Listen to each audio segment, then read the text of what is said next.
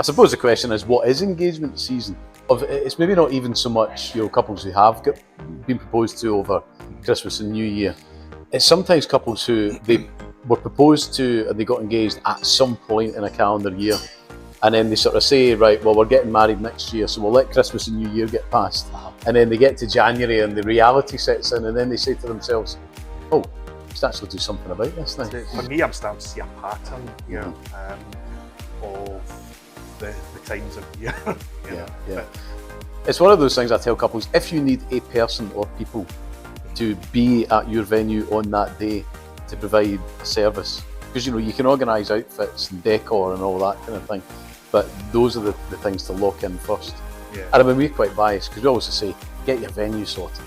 That's the first thing you need. Everything else is going to fit around that, and then get someone to marry you. Yeah. And I go to wedding shows and couples will walk past and then I'll say to them, you get someone to actually marry you? And then they'll be like, oh aye, that's something that he does. Aye. And I think sometimes people maybe think, do the venue supply you with a person to do that, or do you go to the council for someone? They're maybe not quite sure. So that is where your one-stop shop becomes. A website, fuzeceremonies.co.uk. Yeah, because I think what they forget is the legalities is probably the core of the big day. Yes. That is one of the things. It's obviously the glue to that whole wedding day, really. And as you say, it's like, if you got somebody to actually marry, it will come. Yeah. But definitely make sure that person is legally authorised as a marriage officer to conduct your ceremony, which of course we all are at the Fuze Ceremonies website. So the question is, Alan, how do you know who the celebrant is for you? How do you make that decision? So that's good question. One of the questions I'm always asked: how did you find out about me? Yeah. And actually, it's nice to hear when you say, "Oh, I read your bio on the page," and you think it's actually it works. Yeah. You like rugby, me like rugby, all right. Yeah. And one of the things I had found really nice was one of the grooms says, "I see that you're a stepfather," and I was like, "Yeah," and he says, "That's the same as myself." He says, "Your bio resonated with me," and I thought, "Oh, that's really nice." Yeah. So it was really nice to hear, and again, one of the other things that I would probably be filled with joy, I feel like, is when somebody says, well, you were recommended by somebody you married a few months ago. Yeah, that's always really nice. Yeah, so that's when, it's nice to hear that sort of feedback. Yeah, I think that's something to look for though if you're a couple and you're not quite sure.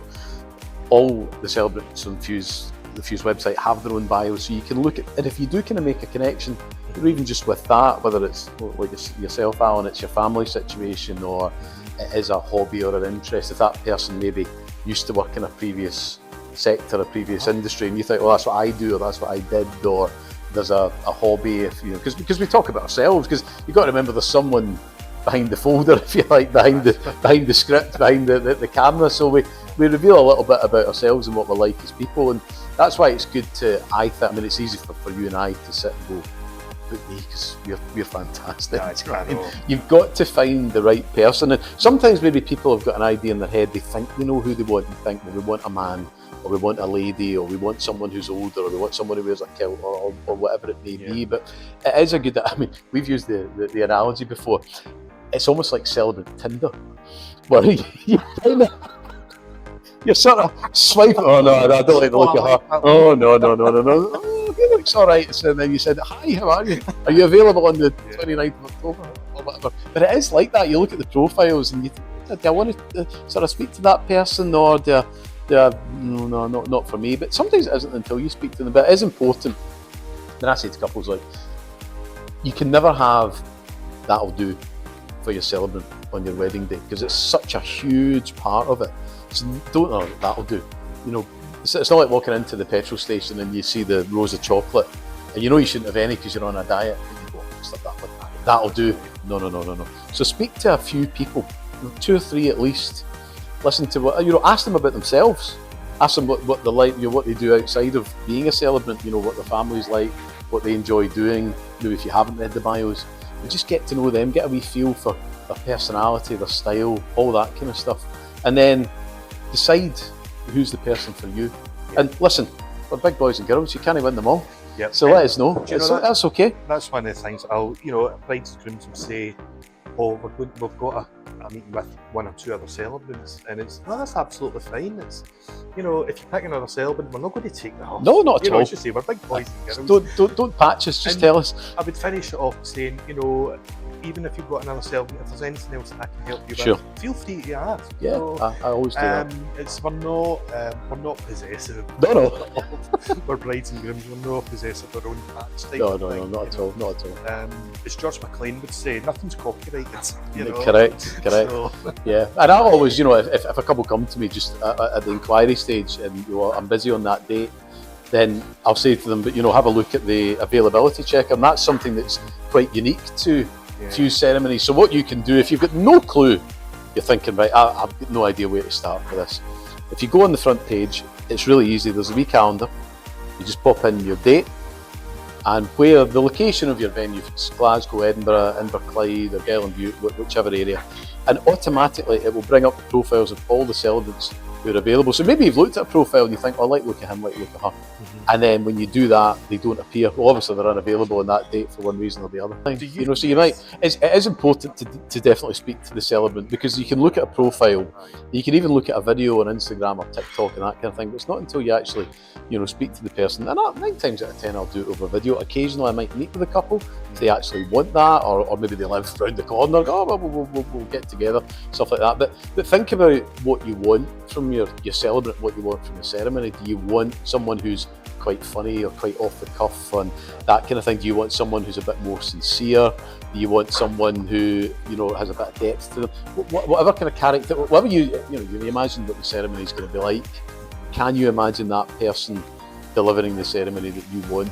That's really what you've got to go for. So what's important to you, and can that person deliver it? That's one of the things I'll always say to the bride and groom. When you receive the first draft, if you want anything changed, you need to be honest and just tell us. If you want it ripped to shreds, by all means, because we've got to for them on the day. Because there's nothing worse than a celebrant who read from a script that sounds as though they don't know the couple.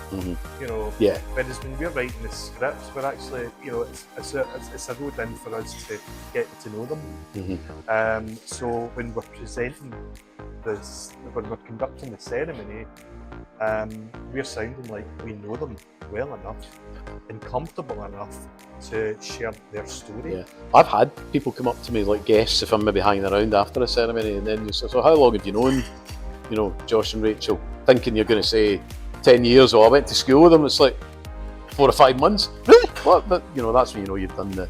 I once written a script for a couple who'd been together for 40 years and they get married 40 years to the day the first wedding. Oh, lovely. Yeah. That's a lot to condense. And we're setting an 80s theme. It was a setting the scene here in the background. You've just right, didn't you? Which is nice. It's nice when you get that.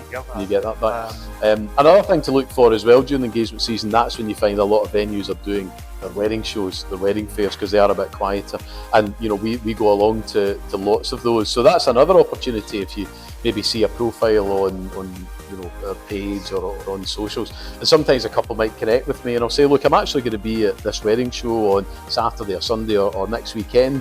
If you're thinking of coming along, all right, that's great. And then that's a good opportunity to get to speak face to face. And when we go to those shows, we take along wee demos of the symbolic gestures and maybe an example of a script and different things, pictures of us doing ceremonies and all that kind of stuff. So that's a really good way to actually get to know a celebrant face to face. And sometimes they'll just say to you, right, that's fine, and lock in.